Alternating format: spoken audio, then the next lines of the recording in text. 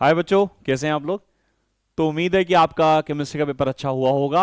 और नहीं भी हुआ है, मतलब थोड़ा बहुत ऊपर नीचे हो गया है, तो मैंने पहले ही बता दिया कि आपको केमिस्ट्री का पेपर डिस्कस नहीं करना है, क्योंकि उस डिस्कशन से होता क्या है कि कई बार बच्चे एक आधा क्वेश्चन गलत कर आते हैं और उसी का फिर गम लिए बैठे रहते हैं, और फिर आज की शाम भी खराब होगी और कल की सुबह भी खराब हो सकती है। तो बड़ा सिंपल से रूल है कि पेपर डिस्कस नहीं करना, इसलिए मैं बहुत बार बोलता हूँ कि यार पेपर फाड़ कर आ जाओ। मतलब फिजिक्स का देखे आओगे तो फिजिक्स का फाड़ा आना था कि मैथ्स के या फिर बायो के पेपर के लिए टेंशन क्रिएट ना हो। इंटरनेट पे मिल जाता है, बाद में सोल्यूशन मिल जाते हैं, फिर बाद में डिस्कस कर लो, अभी नहीं करना, ठीक है। तो जो सबसे इंपॉर्टेंट बात मुझे करनी है वो ये कि इन 5.5 दिनों के गैप में आपको कैसे पढ़ना है। तो बच्चों का जवाब बता, सर हमें पता है कैसे पढ़ना है, हमने वीडियोस बहुत सारे यूट्यूब पे देख ली हैं और बहुत सारे प्लान्स हमने बना लिए हैं, बट उन 5.5 दिन में आपको जो चैप्टर दिए जाएं वो चैप्टर कैसे कंप्लीट होंगे। तो कई टीचर बता देते हैं ना कि भाई 5 दिन है, 5.5 दिन है, पहले दिन जो है सेमीकंडक्टर कर लो या 4 घंटे में सेमीकंडक्टर कर लो, लेकिन उस 4.5 5 घंटे में सेमीकंडक्टर को करना कैसे है ये जानना बहुत जरूरी है। देखो करना तो है ही, लेकिन उनमें से कौन से टॉपिक पे ज्यादा जोर लगाना है, कौन सा टॉपिक है जो ज्यादा इंपॉर्टेंट है। अब पता चला तुम सेमीकंडक्टर लेके बैठे हुए हो और तुम P type semiconductor N type semiconductor के बारे में बहुत ज्यादा पढ़ते जा रहे हो, और रेक्टिफायर आपने थोड़ा सा इग्नोर कर दिया कि चलो ठीक है टाइम कम मिला लेकिन 4 घंटे में पूरा करना है। तो ये नहीं करना, तो इसीलिए मैं ये वीडियो लेके आया हूं कि उन गैप में हमें कैसे पढ़ना है, कैसे कैसे डिवीजन करना है, कब कब हमें ब्रेक लेना चाहिए, और क्या क्या दिन क्या करना चाहिए। सर ये क्या ये जरूरी है कि हम अपने आप रेंडमली शुरू नहीं कर सकते? नहीं बेटा, हमारे पास अगले 5.5 दिन का पूरा रोड मैप होना चाहिए। उसका कारण बड़ा सिंपल सा है, कई बार क्या होता है स्टार्टिंग करते वक्त हमारे मोमेंटम में थोड़ी कमी रह जाती है, हमें लगता है यार अभी तो टाइम है तो चलो कोई नहीं एक दिन थोड़ा रेस्ट कर लेते, तो रेस्ट करने का टाइम नहीं है, बिल्कुल भी आपको रेस्ट करने का टाइम नहीं है। केमिस्ट्री का पेपर देकर आए हो, 5 बज गए 6 बज गए, अब तैयारी शुरू करने का टाइम है। तो मैं शुरू करता हूं आज के दिन से, यानी कि 27 तारीख से 27 फरवरी को आपको शाम को, बिकॉज हम लोग मानकर चल रहे हैं कि आप 6 बजे तक अपनी तैयारी करना शुरू कर दोगे, तो 6 बजे से आपको क्या करना है, आपको सबसे पहले ray optics and optical instrument शुरू करना है। सर 27 तारीख को ही सबसे मुश्किल जोन, हाँ क्योंकि सबसे मुश्किल जोन जो ये वाला है इसमें भी कुछ ना कुछ आप लोगों ने ऑलरेडी पढ़ रखा है, क्योंकि मुझे उम्मीद है कि क्योंकि 10th में आप लोग रे ऑप्टिक्स थोड़ा सा पढ़कर आए हो, तो रिफ्रैक्शन के बारे में रिफ्लेक्शन के बारे में ऑलरेडी आप पढ़कर आए हुए होते हो, और कुछ ना कुछ पोर्शन तो इसमें हर बच्चे का स्ट्रांग होता है, लेकिन इसमें कहां कहां बहुत ज्यादा ध्यान लगाने वाली बात है, जैसे आपको numericals of real depth and apparent depth के क्वेश्चन जरूर लगाने हैं, ये क्वेश्चन बहुत इंपॉर्टेंट है ना।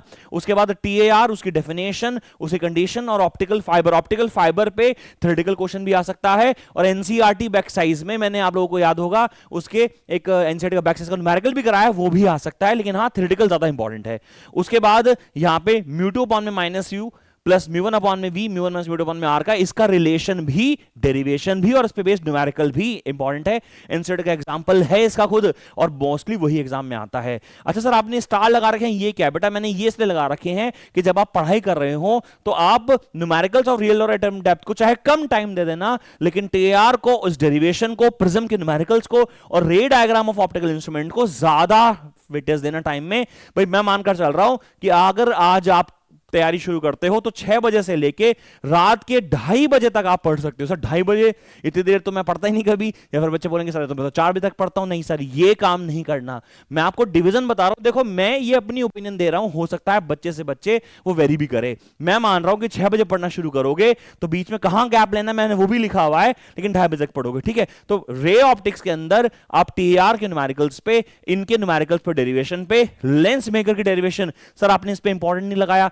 भैया ये इंपॉर्टेंट है, लेकिन अगर आप प्रीवियस ईयर के पेपर्स देखोगे तो बहुत ज्यादा नहीं पूछा गया है। ऐसा नहीं है कि सर इसको जल्दी से खत्म कर दें, क्या क्या इसको उसमें ज्यादा टाइम नहीं लगाना है? नहीं, टाइम लगाना है, लेकिन बहुत ज्यादा फोकस इन टॉपिक्स पे तो करना ही करना है। अगर सर मुझे पहले से आता है तो यार तो बहुत बड़ी बात है। देखो इनमें से बहुत सारी चीजें ऐसी होंगी जो आप लोगों ने पहले से पढ़ रखी होंगी, और जब आपने पहले से पढ़ रखी है तो जो मैं टारगेटेड टाइम दे रहा हूं उसके बहुत कम टाइम में आपका टॉपिक जो है खत्म हो जाएगा, ठीक है। अच्छा वेव ऑप्टिक्स में क्या करना है सर? डेरिवेशन ऑफ रिफ्लेक्शन और रिफ्रैक्शन हमें हाइगन से, आपको याद होगा हाइगन्स प्रिंसिपल की हेल्प से हम लॉ ऑफ रिफ्लेक्शन को और लॉ ऑफ रिफ्रैक्शन को प्रूव करते थे, वो डेरिवेशन बहुत इंपॉर्टेंट है। उसके अलावा वाईडीएससी का इंटेंसिटी का variation I equals to 4I0 cos square 5/2 ये रिलेशन जो है ड्राइव करना है, और मैंने देखो इस पे स्टार लगाया, इस पे स्टार नहीं लगाया, लेकिन इसका मतलब ये नहीं कि इंपॉर्टेंट नहीं है, बट हाँ ज्यादा टाइम इस पे दो भाई, इसकी एक एक चीज को पढ़ो। ज्यादा टाइम देने का मतलब क्या है? इसका एक एक पॉइंट को लिख कर चाहे आप लोग देखो, उसको पढ़ो, इसके डायग्राम्स को अच्छे से बनाओ, टाइम देने का मतलब ये होता है। उसके बाद आप यहां पे गैप ले सकते हो, और उसके बाद न्यूमेरिकल ऑफ आईडीएससी जो कि b equals to lambda d upon D पे बेस्ड है, वो न्यूमेरिकल कर सकते हो। और फिर इंटरफेरेंस और डिफ्रैक्शन पैटर्न, ये बहुत इंपॉर्टेंट टॉपिक है बेटा। अच्छा, वैसे इनके अलावा भी जैसे मैं वीडियो तो बनाया है, लेकिन इससे पहले भी मैंने एक वीडियो बनाई थी मोस्ट एक्सपेक्टेड क्वेश्चंस की हर चैप्टर के साथ, तो मैंने वो वीडियो में भी बता रखा है, और यही टॉपिक है बेसिकली। लेकिन आज बस मैं क्या कर रहा हूं, मैं उनको डिवाइड कर रहा हूं कि भैया आज भी ये करना है, कल ये करना है, परसों ये करना है, ठीक है। तो अभी यहां पे सिर्फ 8.5 घंटे का टारगेट मैंने बनाया है, और मैं उम्मीद कर रहा हूं कि इतना ही पढ़ा जा सकता है। जो बच्चा एक्स्ट्रा कर लेगा बहुत ही बढ़िया है। सर हमने तो ये पहले पढ़ रखे हैं, तो एडवांटेज है। तो फिर क्या करें, अगर हमारा ये कंटेंट ऑलरेडी प्रिपेयर्ड है, तो 27 तारीख का जो प्लान है उसको चेंज करके जो 28 का प्लान है उसे कर दो। अब 28 के प्लान में क्या है सर, 28 के प्लान में मुझे लगता है कि आपको 4 चैप्टर करने चाहिए।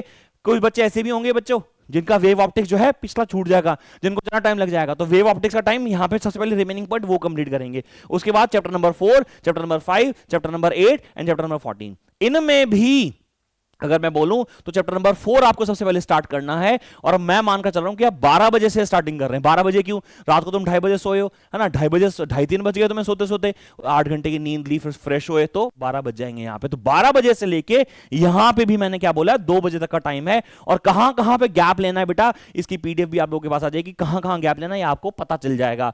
तो यहां से मैग्नेटिक इफेक्ट की बात करें तो मैक्सिमम 4 घंटे में खत्म होने वाला है। इसमें न्यूमेरिकल जो है r equals to mv upon में क्यूबी, यानी उसकी ट्रैजेक्टरी पे बेस्ड न्यूमेरिकल्स हैं वो जरूर करने हैं। फिर ये जो डेरिवेशन है देखो, b equals to mu naught i a square 2a square plus x square की डेरिवेशन ये पूरी करनी है। एम्पियर सेकेंडल लॉ की डेरिवेशन, यानी कि उसकी जो डेफिनेशन है, जो उसका जो स्टेटमेंट है वो, उसके अलावा सोलोनाइड की डेरिवेशन बहुत बच्चे इग्नोर कर देते हैं, बट सोलोनाइड की डेरिवेशन इंपॉर्टेंट है, वो आती है। और उसके अलावा एक एनसीईआरटी का न्यूमेरिकल, अगर आपको याद हो कि हमारे पास एक कंडक्टर है, ऐसे कंडक्टर हमने लिया था, उसका रेडियस हमने a लिया था, और हमने बोला था उसके बाहर, उसके सरफेस पे और उसके अंदर हमारी मैग्नेटिक फील्ड, हमने उसको याद करो ऐसे भी प्लॉट किया था, हमने मैग्नेटिक फील्ड के चैप्टर में करा है। उसके बाद यहां पे आप एक ब्रेक ले सकते हैं। ब्रेक कितने मिनट का होता है सर, ब्रेक सर 10 मिनट का, 15 मिनट का हो सकता है, क्योंकि ये जो बड़ा है ना, ये चैप्टर थोड़ा सा टाइम कंज्यूमिंग है ना, इसलिए मैंने 4 घंटे भी लगाए हैं। तो यहां पे आप 10-15 मिनट का ब्रेक ले सकते हो। उसके बाद आप फोर्स की डेरिवेशन करो। ये जो फोर्स की डेरिवेशन है, 2 पैरेलल कंडक्टर्स दोनों एक दूसरे के ऊपर फोर्स लगाते हैं, इंटरैक्ट भी कर सकते हैं और रिपेल भी कर सकते हैं, इसकी डेरिवेशन। उसके बाद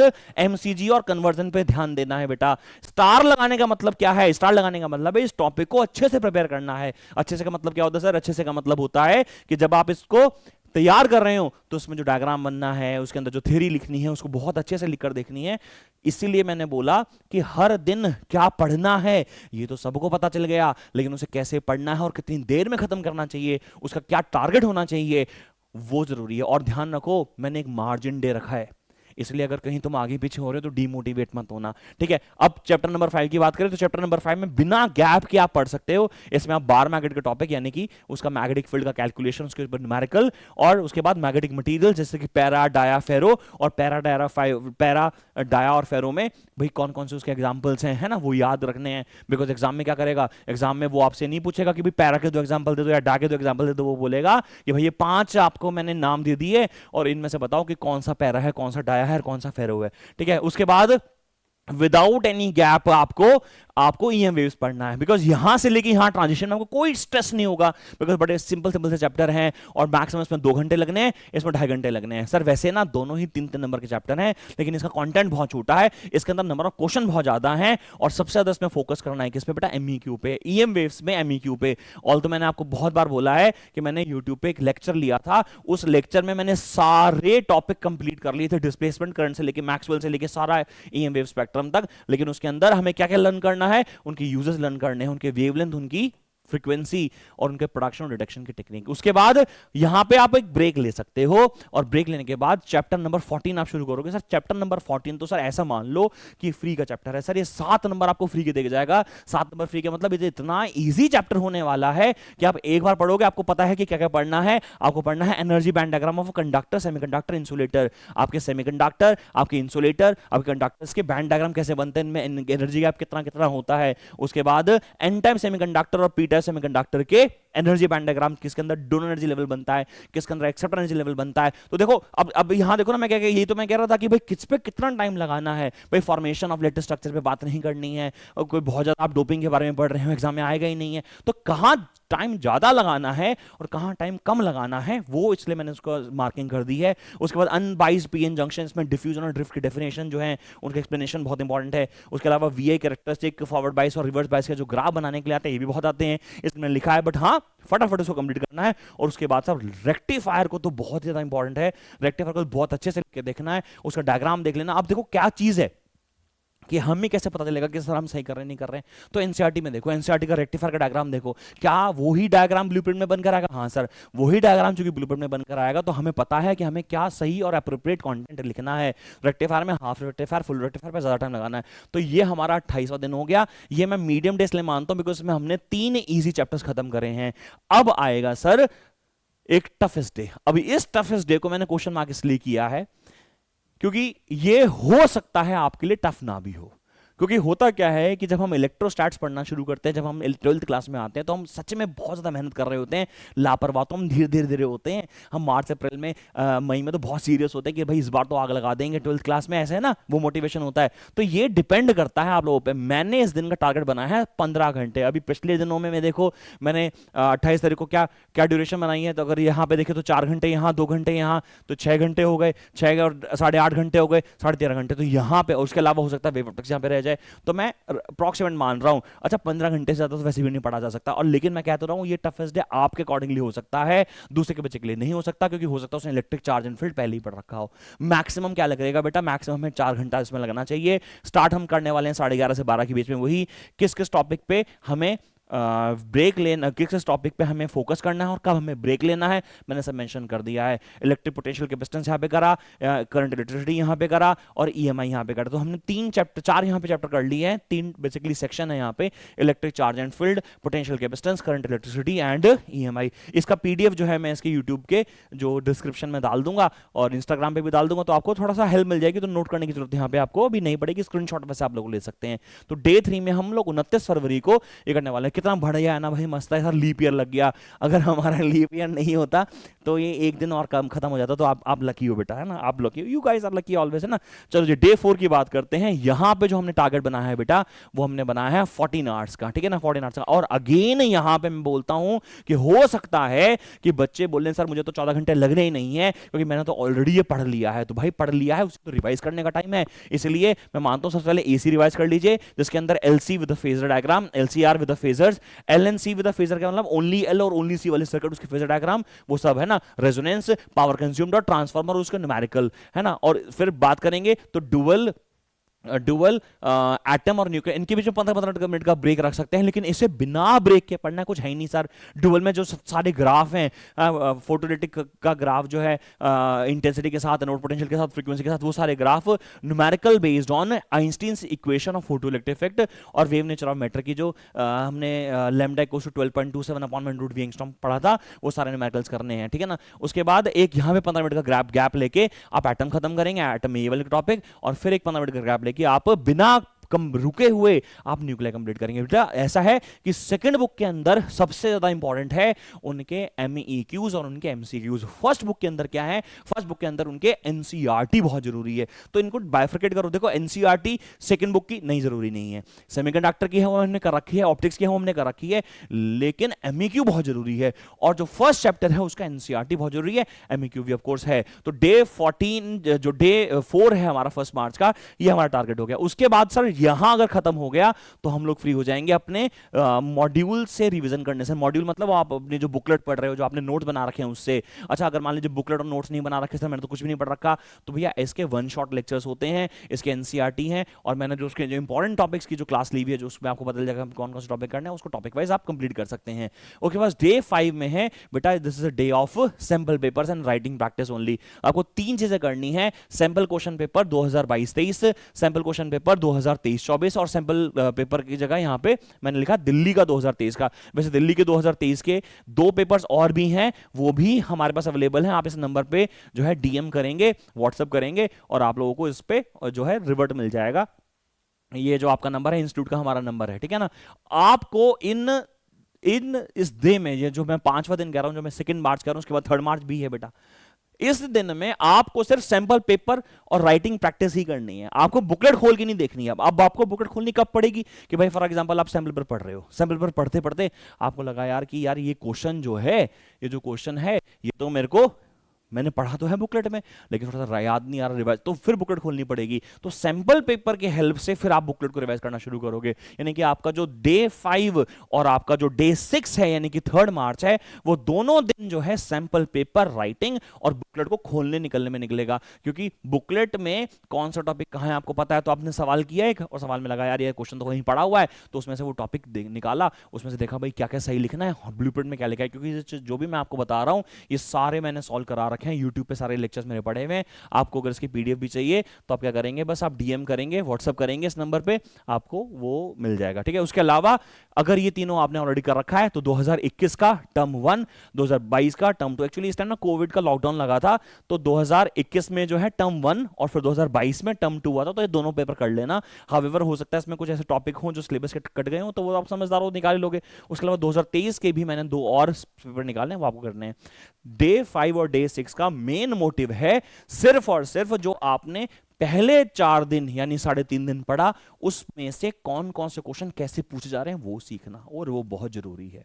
और डे 6 भी भाई साहब यही है, मैंने इसमें कोई प्लान नहीं बनाया, आपको सिर्फ लिखते रहना है, मॉक टेस्ट लिखना है। अगर आपको कोई मॉक टेस्ट चाहिए तो अगेन मैं बोल रहा हूं, आपको व्हाट्सएप करना है इस नंबर पे, और इस नंबर से आपको व्हाट्सएप के द्वारा उसका क्वेश्चन पेपर भी मिल जाएगा और उसका सोल्यूशन भी मिल जाएगा, उसका मार्किंग स्कीम भी मिल जाएगा। मैं अपना लेक्चर को वाइंड अप कर दूं उससे पहले मैं आप लोगों को सबसे एक बात बोलना चाहता हूं कि मैंने जो बनाया है टेंटेटिव प्लान, हो सकता है आपके डे 1 के अकॉर्डिंगली वो तो सर मेरा ऑलरेडी पहले से खत्म हो चुका है, तो इस दिन क्या करें, तो फिर डे 2 वाला काम कर लेना। अगर डे 2 की जगह सर ये भी कर रखा है मैंने, तो डे 3 वाला कर ले। सर डे 3 भी कर रखा है तो डे 4 वाला कर ले, और डे 4 भी कर रखा है तो फिर तेरे को सैंपल पर करने हैं और कुछ नहीं करना। तुझे लिखना है बेटा, देख सिर्फ बुकलेट पढ़ने कि आप बोलोगे सर सिर्फ बुकलेट पढ़ ली और बुकलेट पढ़ के काम हो जाएगा, तो नहीं होगा सर। बुकलेट्स पढ़ के, नोट्स पढ़ के सर काम नहीं होगा जब तक आप ये नहीं देखोगे कि पेपर्स कैसे आ रहे हैं, पेपर कैसे बनाए जाते हैं। अगर आपने वो नहीं देखा तो सर काम नहीं बनेगा। इसीलिए मैं कह रहा हूं, आप जो भी प्रैक्टिस कर रहे हो मटेरियल को, जो भी आप रिवीजन कर रहे हो, उसके बाद आपको सैंपल पेपर करना अनिवार्य है, मॉक टेस्ट लिखना अनिवार्य है, क्योंकि मॉक टेस्ट सैंपल पर ही बताएंगे कि जो आपने पढ़ा है उसको कैसे पूछा जाता है। आप समझ रहे हो, मैंने बोला कि भैया रेक्टिफायर का सर्किट डायग्राम बनाओ और उसकी डेरिवेशन कर दो, तो सर ये तो बड़ा सिंपल है। लेकिन अगर आपको मैं बोलूं कि explain the working of a device that converts AC into DC, तो सर बच्चा कुछ तो पकड़ लेगा, हो सकता कुछ बच्चा रह जाए। तो इसीलिए मैं बोलता हूं कि जो भी आप पढ़ रहे हो बुकलेट्स में से, जो भी आप पढ़ रहे हो अपने नोट्स में से, उनसे बहुत ज्यादा जरूरी है सैंपल पेपर्स और मॉक टेस्ट को इवैल्यूएट करना, उनको करना, क्योंकि उसी से पता चलेगा कि जो आपने पढ़ा है वो कैसे पूछा जाता है। बाकी मैं अवेलेबल हूं आप लोगों के लिए, जब जब मैं यूट्यूब पे लाइव आऊंगा आपको नोटिफिकेशन आ जाएगी। तो मैं कुछ एक इंपॉर्टेंट क्वेश्चन आप लोगों को कराने वाला हूं। मेरी क्लास कल से जो है शुरू हो रही है, सुबह 9 से लेकर 12। मैं कुछ इंपॉर्टेंट टॉपिक्स हैं, अगर आप लोगों ने पढ़ रखा है तो वो क्लास अटेंड करने की जरूरत नहीं है, उसका पीडीएफ भी आप लोगों को मिल जाएगा। लेकिन अगर आपको लगता है कि सर उस चैप्टर के लिए तो मुझे थोड़ी सी हेल्प चाहिए, तो मैं उसका शेड्यूल आप लोगों को आज शाम को दे रहा हूं 7 बजे, तो वहां पे मिलते हैं। बाकी all the best for your exam. Thank you.